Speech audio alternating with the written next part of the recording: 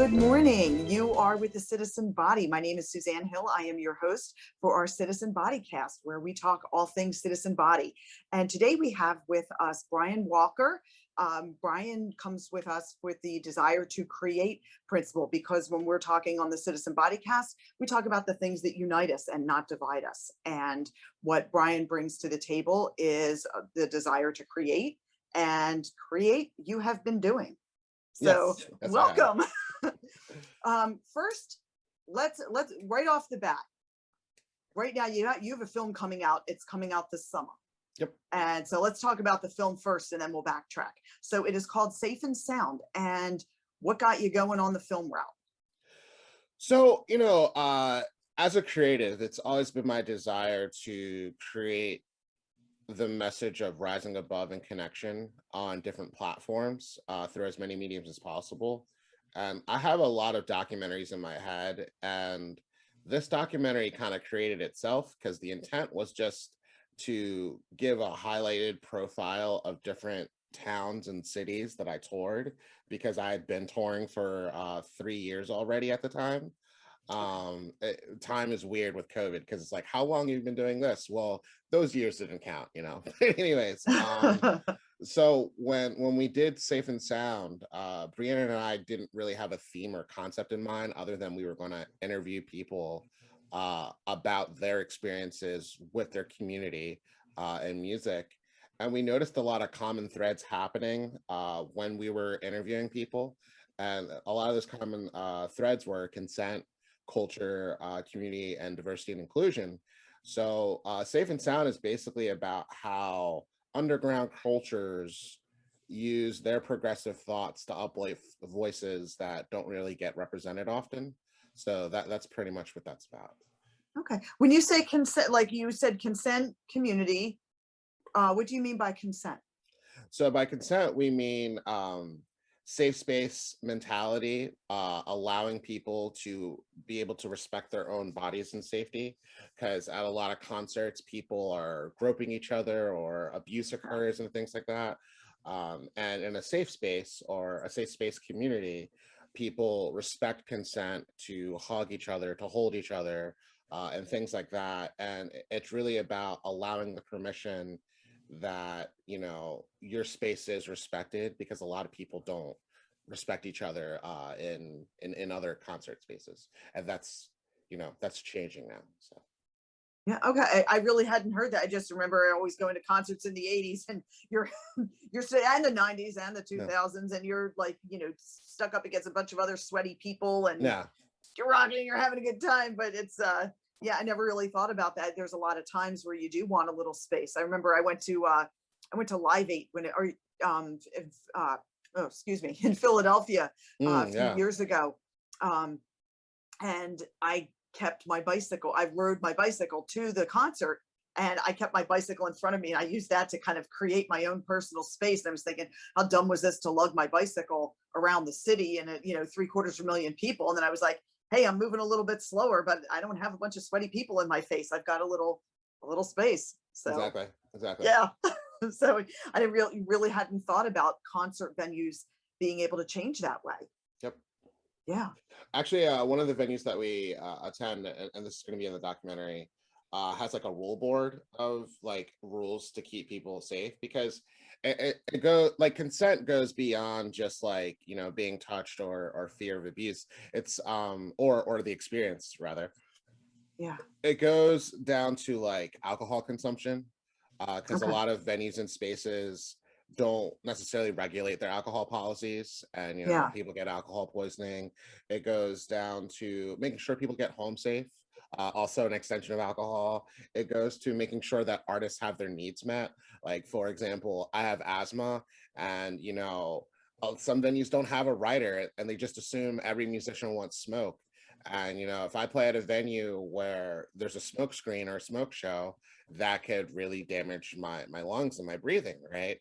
So, we talk about like the practices that, venues as well as other underground spaces, coffee shops, houses, etc., can do to make the concert experience a lot more safer.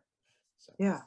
I mean, when I thought of consent, I thought of, what we usually think of in consent in, these times now. And I was like, oh, there's got to be something a little more. So I'm really glad I asked. No, oh, no problem. I mean, like, there are survivors in our documentary. Myself, I am a survivor. Um, you know, but the documentary touches on that, but the documentary is not like safe and sound.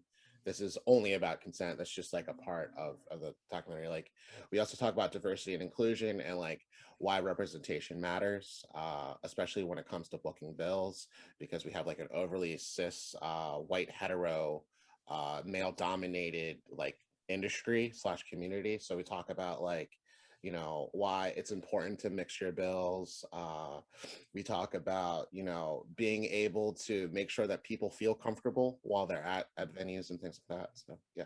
Yeah. Okay. Now, what got you started in music? When did you begin? So if you're asking me how did I like become aware that I love music, that's as young as like 3 or 4, because I have an uncle who's a hip hop producer, and Okay. many uncles that play guitar. But if it comes to playing music, that wasn't until I was 18. I had an idea that I wanted to play guitar when I was 16. I had a few friends that played, but I didn't get involved in it until I was 18, like guitar in hand. And I pretty much learned from a Guitar for Dummies book, like not even Okay. kidding. So Uh, they I- do work. they do. And then after that, I started taking lessons on YouTube. I took a few in-person lessons over the first 2 years, joined jazz ensemble. And it was just like I'm always learning. Like I every time I pick my instrument up, I'm like, all right, this is day one. It's day one again. It's day one again. And it's been day one for about 13 years now. So Okay. yeah, yeah, yeah. So you've been learning guitar. You play other instruments as well, correct? Oh yeah, totally. I play guitar, bass, harmonica, ukulele, piano, keyboard, that piano, keyboard, synth. That's like all the same thing. Banjo. I sing. I play a little cajon, and and I rap. So yeah. Yeah. And then, so the music, or I'm sorry, the movie basically was born out of your touring experience. You went on a Yeah. tour. Yeah, I went on a tour called the Storytellers Tour, and like the point of the tour was for me to share my story as a mega bus traveling musician and why it's important that people don't give up their dreams. And that's where the community part of the documentary comes in. We had a pamphlet where we asked like, what does your music community mean for you? And people like wrote their ideas and their stories there. And pretty much like I wanted to tell my story and encourage other artists and musicians to tell their story, because I think like in general, like coming from like an African slash native background, like I'm African American and Native American, I learned about my community through storytelling from my grandparents, and they learned from their parents through storytelling and so forth and so forth. I thought to myself, as a musician, why can't I inspire other people to tell their story as I tell my story? So that like was like the theme of the tour itself. So yeah. Yeah. And what would you say your story is? So it differs album to album, but the common thread is that I come from a place of adversity. I was born to a paraplegic and autistic mother who Okay. was assaulted and conceived me. My father, they were dating, but he did assault her. And she didn't want me. She wanted to abort me. And I was told that at around 9 years old, 11 years old. And going through that, on top of being bullied, on top of being overweight, on top of wanting to take my own life, on top of like experiencing racism, on top of being shot at, I didn't really know if I had a purpose in life, because the one thing I had going for me as a young age is like I was always above average in classes and standardized tests, but Okay. everything else I did not have going for me.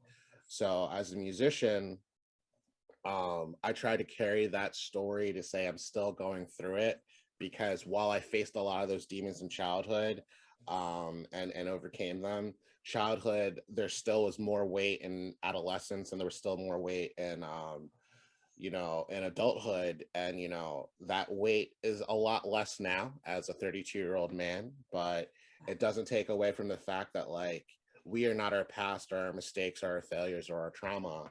We are a product of learning that really allows us to create and turn our pain into power, as a friend would say, um, for my podcast. So my story is different. Like, I might play a show and talk about my first show in Philly where, I had a gun pointed at me and called the N word, and someone did a lot of cocaine and called me Jimi Hendrix because I'm black and play left guitar. But I talk about that story as a way to say, don't let the worst experiences define your future. And I know a lot of people don't have that strength. And I'm not saying that like as an ableist. I'm saying that because if you're able to live to see the day to survive your trauma, then you're able to uplift someone else that feels like they can't survive. So that's kind of like where I'm coming from. Some of my stories are also happy. It's not all sad. you know. Yeah, I was just going to ask you, at what point, at Yeah. what point did you feel like you survived the because I mean, that's a whole growing up. Like, it's Yeah. not one event. It's a multitude of events. Yeah, it's a lifetime. And what was there, like a light bulb moment of, this is where I feel like I survived, or was it a place that you gradually arrived and you're still arriving? Well, I definitely feel like I'm still arriving in different parts of my life. But I think the point where I felt like this is comfortable for me to tell is when I did an interview with Special Books by Special Kids. And the interview was about how music has like thrown me out of depression. And I looked at myself in the interview and I looked at my old lyrics and I was like, wow, I am a different person, because I didn't realize, like, there was a change or a shift in my creativity and my outlook. And I think that was a change. And also in that same year, I did South by Southwest, Okay. which is a music festival in Texas for people that don't know. And, I had recently quit drinking, and I met a lot of my heroes on that tour who I found out later were sober. And I realized, like, being able to tour as a sober person and being able to tell my story, because pre 2015, I was just a local Philly musician, I was not touring, can really change your life and your impact. And that's kind of like where I was coming from. Like, I could turn this pain to power. I could be positive as well as negative. I can write outside of myself. I could collaborate with people. I could create, like, it's not always about me, because like, um, I think pre 2015, my creativity was really like, woe is me. Um, Yeah. because of the trauma that I went through, because of the loss that I went through, because I also lost a lot of family and friends growing up as well as in my adulthood. And I just kind of felt like the guitar is my extension of my depression.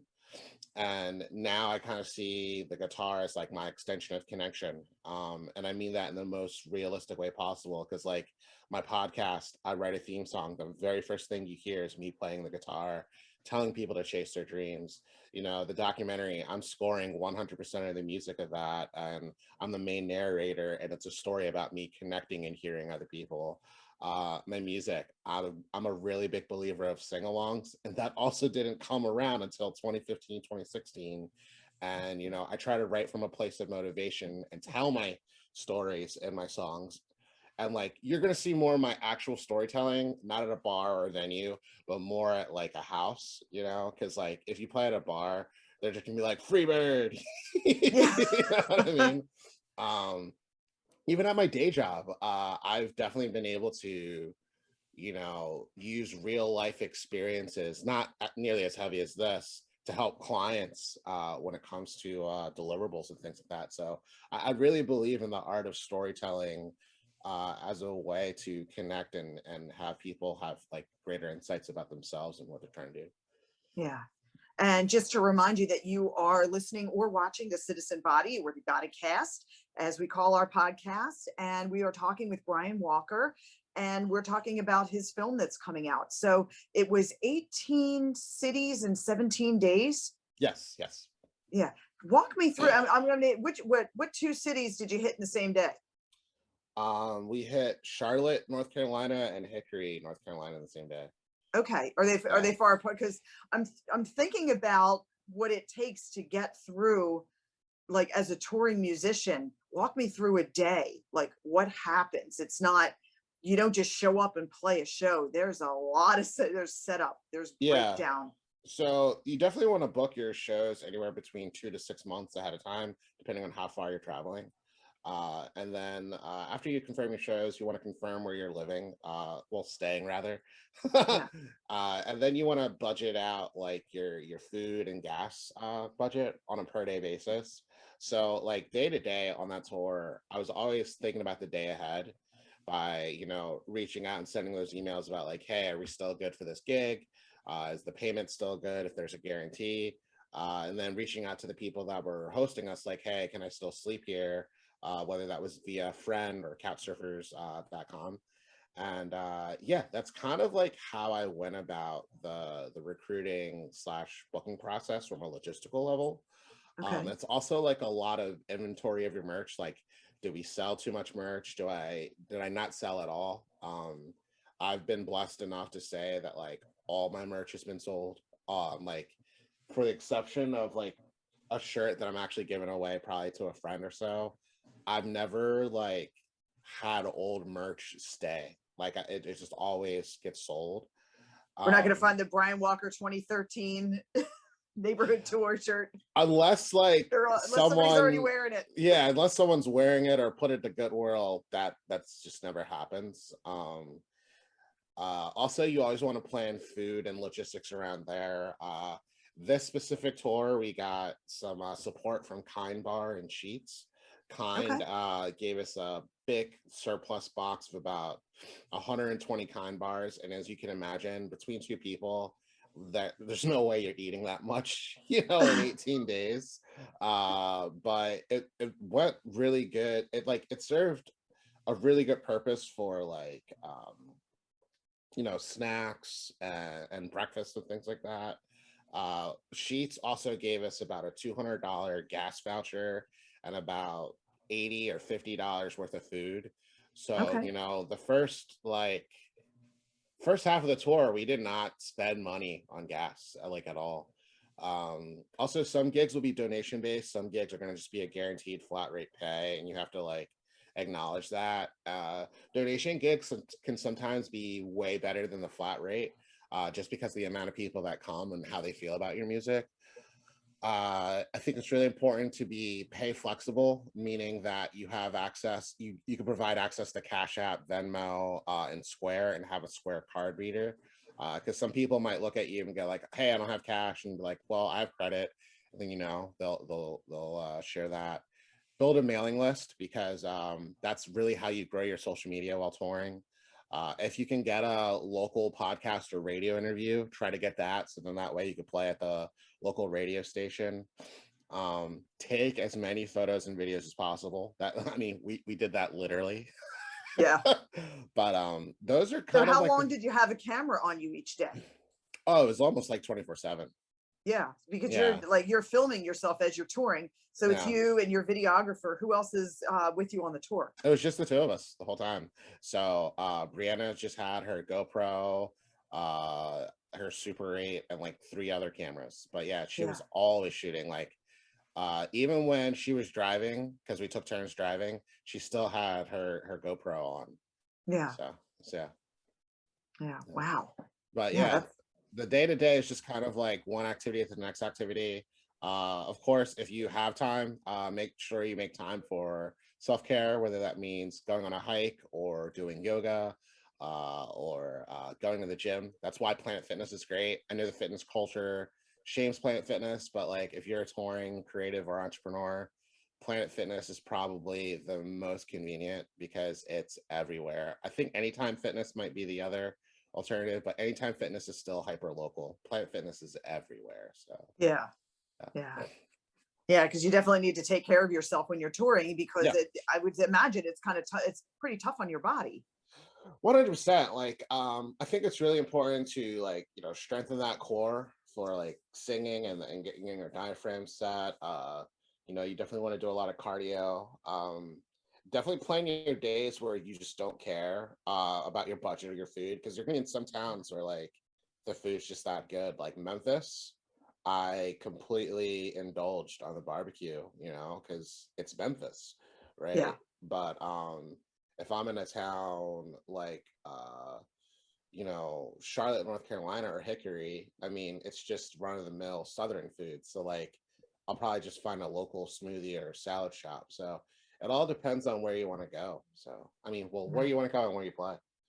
Yeah. So is the movie finished and you're just waiting for release, or are you still working on it? We're still working on the editing. Our forecasted date is July 27th. If there is any setbacks, we'll communicate that accordingly. But we plan on developing a number of like private release events. Like some of them might be on Zoom, some of them might be teamwork with an organization and things like that. So that's kind of like what we're trying to do. And then like make the events ticketed to help fundraise for an animated version, because we're not turning the documentary to a full-on like cartoon, but we couldn't afford the budget for animation, so we need to do some funding for that via merch sales and things like that. So we're going to try to make all of the events ticketed, and then with COVID, we might even have some private in-person events, like 30-person capacity live at Magic Gardens, stuff like that. So yeah. Yeah. Yeah. Yeah. So, and also with your creativity, you are not only touring musician, you also write. Yes. So writing actually came first of all of this. So my grandfather was an author. He's no longer with us on this earth, but I wrote a book in high school. It's like a really silly book, and that was like my first book. And then I wrote a poetry book, and then my hard drive crashed, and then I wrote a book about depression. I never did anything with that. And then I wrote Surviving and Diving. And that was kind of like my way of saying, I wrote a poetry book before. Let me do it again, but let me make it more meaningful and purposeful. And yeah, I wrote it last year. It's a very short book. It's like a little under 100 pages. And I wrote it about like race, inclusion, and the election of Okay. 2020, and the instability of America. And I did a good deal of poetry parties this year with different poets in and out of the Philadelphia area just through internet connections. And it's going pretty well. Like I've been getting royalties and excuse me, I've been getting royalties and ongoing downloads, and I've been getting pretty good feedback. And I plan on writing again. I don't know what I'm going to write about. It probably won't be a poetry book, but writing's definitely just been all a part of like my life. Like I never went to school for English. I actually went to school for business and psychology. Yeah. But I did take a good deal of writing classes in undergrad, and I always got A's in them. So Yeah. And let's switch gears over to the business and psychology, sure. because that's basically how you get your bread and butter, correct? Yeah, Yeah. that's. I mean, I do get finances, but that's like how I pay my bills. Yeah, Yeah. yeah, So what do you do? You are a consultant with change management right now, correct? yeah. So I'm a change management consultant, and what that means is I look at the human impact of any given project. So what that means is like from a music perspective, musicians are always thinking about the creative process of music, but a change management consultant would ask, how are you going to communicate that music to the public? Not from a marketing perspective, but from a perspective that you get your message to actually, you know, grasp the human end goal. So if you're trying to write a song about pizza, then we're going to ask, how are you going to get this in front of the eyes of pizza listeners and things like that? Yeah. From a change perspective of what I do for the company I work for, it's more about what is the future and beginning state of the project, and how are your end users going to adopt the technology. So I do actually have to be creative about that, because it's not always as simple as give them a training, have a nice day. It's more about learning the way that people share knowledge, learning the way that people tell their stories or communicate, and then developing a change plan around that so that they're able to adopt change, because change is always happening, but how we communicate that change or make people aware to that change is always varied. So that's pretty much what change management consultants do. What has been your most difficult change to bring about on one of your In projects? my career, all right, so Yeah. not this company, but I used to work for city of Philadelphia contractor, and I would say, like, I was contracted by the city of Philadelphia, and I would say the most difficult project was trying to transfer learning experiences from physical to digital, Okay. because the cohorts that I was teaching were mostly technically illiterate. So I had to like train them on technology before delivering the intended training in the curriculum, and also technologically resistant, because the way we did these trainings was very, very behind the times. Like, registration was in person, not on like a form. Like, we had the ability to do digital, and my job was really to change it from physical to digital, but the resistance was so high. So like, you're looking at employees that love their job because they don't have to adopt the technology in a very technological world. And my, role is to make it more technologically savvy. And then Yeah. COVID being, a monster that forced people to be technological, it was a lot of resistance. And unfortunately, we lost our whole budget. That wasn't due to our performance. That was just really due to the fact that Philadelphia lost a lot of money, for their government contracts and services. But my biggest takeaway is like, while I was able to develop adoption and we got courses running along the way, some people just don't want to change no matter what. And you can't always, you can't make people change. Yeah. Yeah. How do you try to break through that resistance? Like what would you do to try to get somebody to adopt something that it's almost like a survival mechanism? Like, I know that there's a lot of things in my job that I haven't wanted to learn, but Hmm. if I want to keep working, I got to learn them. I always try to like provide dashboards or visual charts or analogies, so that they understand the buy-in and the consequences of them not changing. And that usually starting some gears as to why they should change. Because Mhm. like, while managers and leadership, they always like hearing things like the return on investment, how much money is saved as a result of the change.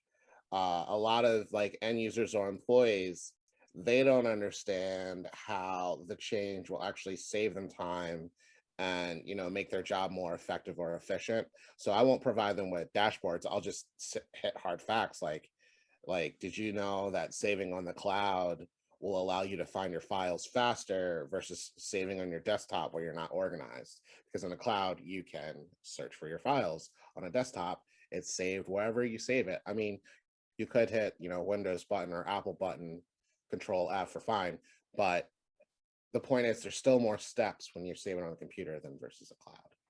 So is most of the change that you need to impact with your job, is it mostly related to, excuse me, to technology, or is it sometimes maybe like adopting a different, like a work process or a work attitude? So now it's mostly technology, but I've definitely had projects where it was around like changing the processes of HR, communicating employee satisfaction better. I've also been part of sexual harassment trainings and reformatting the way that those are delivered. But most of my projects over the past 8 years have been tech based. I mean, I've worked for a wide variety of different companies and different industries, but the common thread has been technology. Yeah. So then, do you feel like you incorporate any of those things into your creative side? 100%. I have a lot of spreadsheets in my band account. Like, for example, I developed a responsibility matrix chart between Brianna, Alex, and I.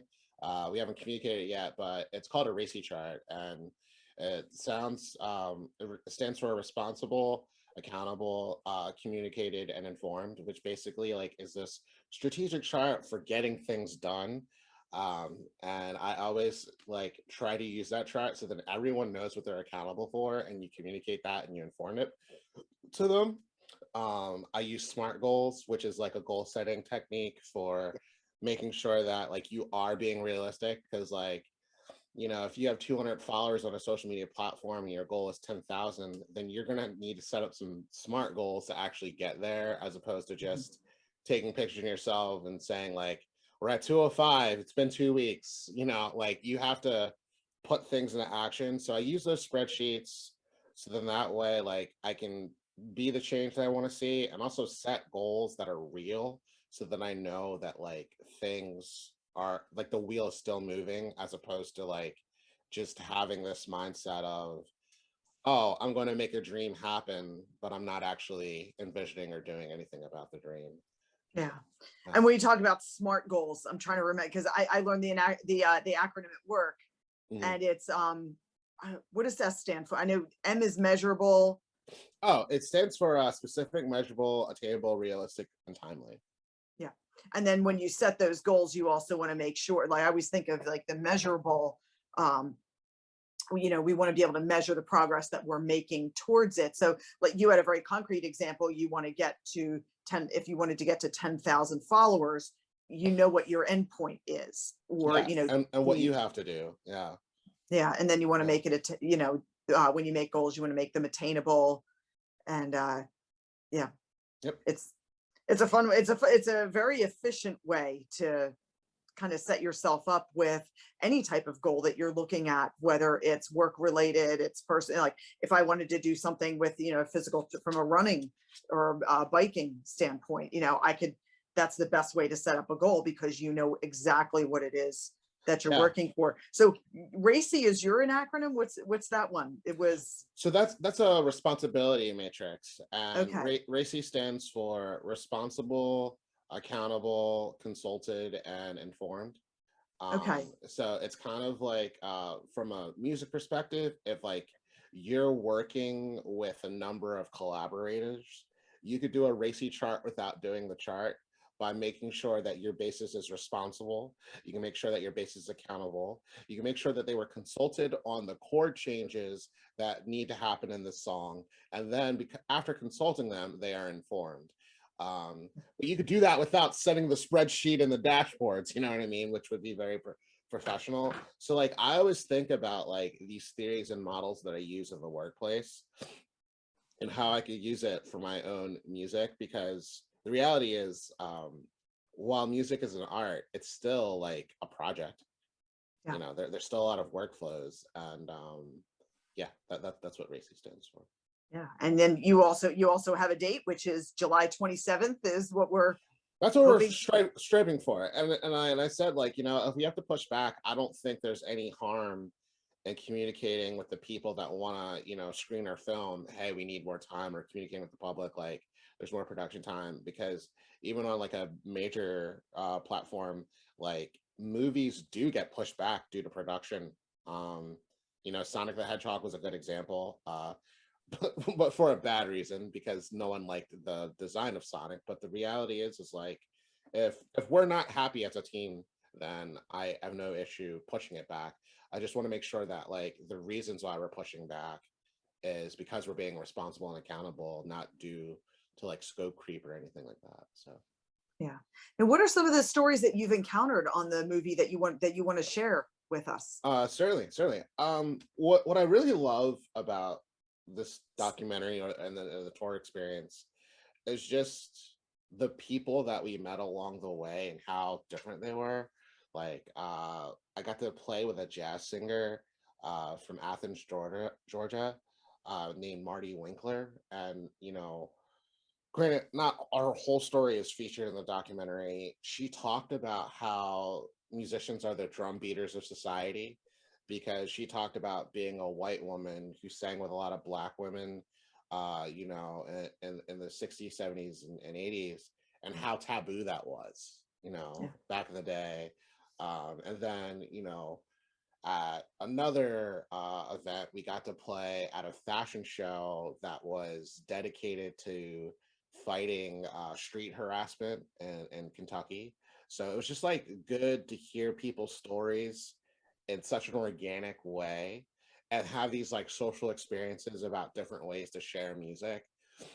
Because like while independent music is the same in the sense that it's independent and it's community based and driven, it's so different in the different ways that people connect with music. And like I'm having trouble nailing it down to like one specific story, but it was just like the culmination of all experiences, like playing in Charleston, South Carolina, no, Greenville, South Carolina, on a Monday, and shooting B-roll at waterfalls at Falls Park. And then later that day, we met a banjo player who was just like really amazing. And we didn't interview him, but we did like take some shots of him. And then we told him about the show we were playing. He was like, "Oh yeah, I know those people." Then we saw him that day. Then we got to play a show. And then the people there made a human pyramid and shouted out my band name while I was playing. And it's like, never in my life have people made a human pyramid and shouted my band name while singing and then sang along with me the whole time. And one of those group sing-alongs is now a GIF on the internet, where if like you type the word "good friends are hard to find," you could see them dancing with me as I play guitar. So it's like, it was those experiences that were like not planned at all, and that were so community driven, so connection driven, that really made me enjoy that tour. And I mean, it set the tone for a lot of other tours that I did that year, because 2019 was a pretty good year for me from a show perspective. So, yeah. Yeah. And also you've got something called Dreams Without Memes, Yeah, Dreams Not and Memes. that's your podcast. Yeah, that's my podcast. And I also started that in 2019 while on tour in Maine. I had a New England tour with my friend Brandon. And Brandon was like, "Yo, man, you should start a podcast." And I was like, "Yo, no, I shouldn't.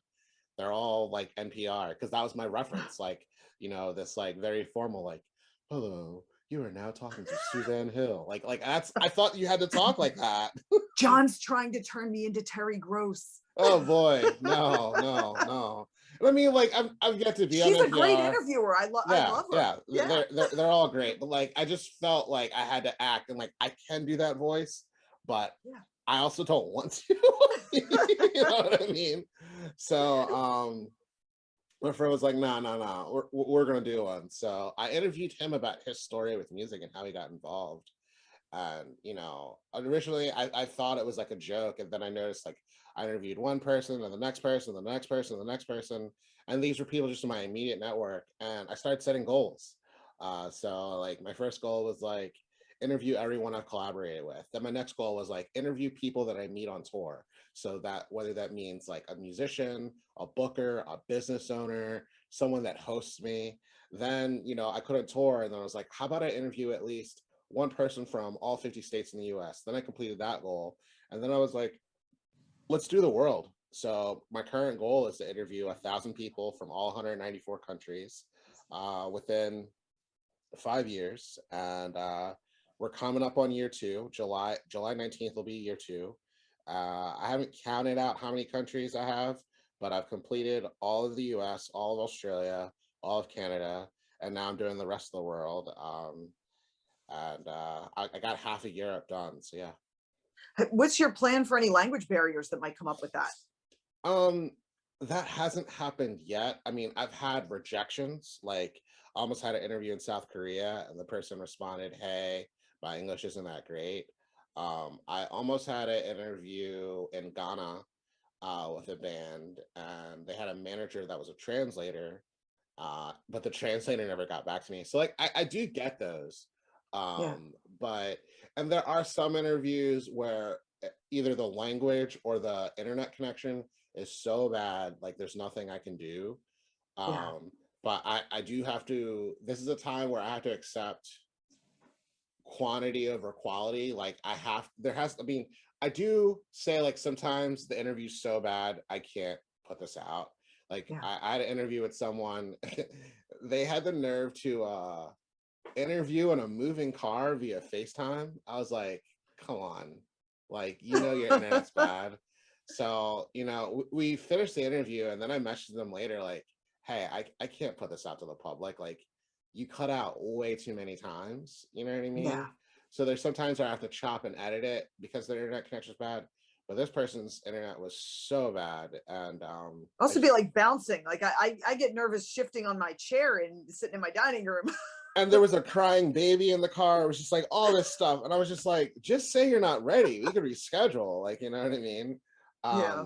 But most of the time, people are very, diligent about, being quiet. Like, house sounds happen, whether that means like a truck's outside, or like a baby's crying, or like, someone's partner is washing the dishes. That happens, and Yeah. I do my best to like EQ it so we're vocal dominant. But you know the real point of the interview is for people to hear the world around them and how different people are doing the impossible in their own lanes and ways. Yeah. That's awesome. And so when you've been doing the impossible because you got the podcast, you've got your music. So it's your music is A Day Without Love, and that's where we Mhm. would find you on the internet. Yeah. If you want to hear my music, it's on A Day Without Love. Currently, I'm working on an album called A Stranger That You Met Before with producer Kitsy, who runs Left of the Dial podcast, and SetCon One podcast, and they're also doing Left of the Dial live sessions. So we're working together, and I've got a bunch of people that are working with me, but I am doing most of the instrumentation and lyrics. I'm also working on a number of collaborations with musicians that I found or found me via TikTok.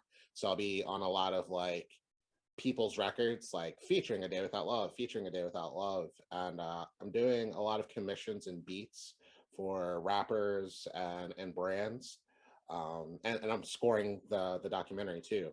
So that's kind of like what I'm working on now. And I've just been also working on albums slash concepts of stuff that like I might not want to release on Spotify, but I'll release on YouTube or Bandcamp exclusively. But yeah, that's where I'm at, and just learning, just trying to get better. That's kind of like where I am musically, and I try to do one thing at a time. Like I know it sounds like a lot, but it's like, for example, Mondays is like a banjo day for me. Today is going to be just a commission day for me. So like each of those things, like I commit 1 to 2 days a week to. So Yeah. yeah, but I'm always doing something every day. So yeah. Yeah. So with the Citizen Body, you are definitely creating. You've Mhm. created your podcast, your music, the film coming out. So we would find you on A Day Without Love. Anywhere Yeah. where we can where will we find the book to purchase? You said Amazon? You can find it on Amazon or at daywithoutlove.com. So either or, Okay. it's up to you. So yeah. Yep. So it's better to go on to A Day Without Love to Yep. get that, I, correct? I get Yeah. I get more of the royalties. Amazon gets 50%. I That's get what I was 100. thinking. I'm sorry I Yeah. said It's all the good. A word, It's all especially on good. the on our podcast. It's Um, all good. yep. So on A Day Without Love. And for the Citizen Body, we're don't forget that we are also online at thecitizenbody.com. And if you like the content that you are seeing and hearing, please feel free to click the little red button for donate. And we can keep bringing you the content as we see fit, because we've got other exciting guests coming up as well. Brian, is there any other things that you want to share with us as we're wrapping up? No, just stay tuned for Safe and Sound film. You could also access the website at safeandsoundfilm.com. I'll be talking about it on all my socials at A Day Without Love. We also have Safe and Sound Instagram handle. It's Safe and Sound Film. If you want to check out my podcast, it's Streams Not Memes podcast. Um, I can't. I do have a feature coming out with Quiet Lion from St. Louis, Missouri, where I played some guitar on their new song coming up soon. And just follow me. I have a lot coming up. So yeah, Yeah. And I think we can also find a trailer for the film on YouTube. yeah. A Day Without Love, YouTube / A Day Without Love, and on the homepage you'll see the trailer of the documentary. So, yeah. Yeah. And also thank you for sharing your story, because I did not know that piece of your story about, how you came into the world and the challenges that your mom faced. How is your mom doing? She's all right. I mean, I take care of my grandma and her right now. I'm in like living limbo. Like I'm looking for an apartment. So by the time this is out, I might live somewhere else. But she's all right. And what I mean by that is like she definitely has like other issues like eating and things like that. But she's getting through the day. So yeah. Yeah.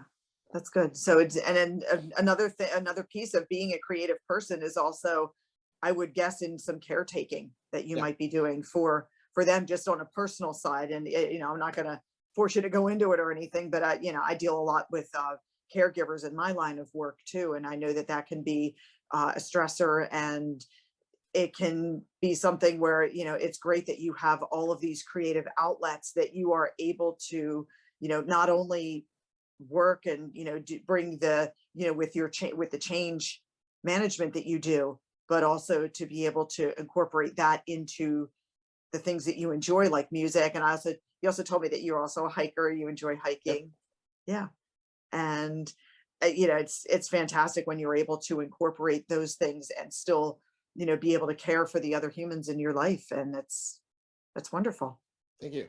I appreciate Yeah. it. So thanks again for being with us on the body cast, and we look forward to the film. January 20, or I'm sorry, July 27th is the target date, so there may be maybe a little flexibility around that, but we're looking for this summer for your film to come out. And we can find your podcast on Dreams Without Means, and A Day Without Love is where we'll find you anywhere on the internet and different social media and other platforms. So Brian, thanks again for being with us. Thank you. I appreciate All it. right. Yep. Take care. All right, Yep. bye. Bye now.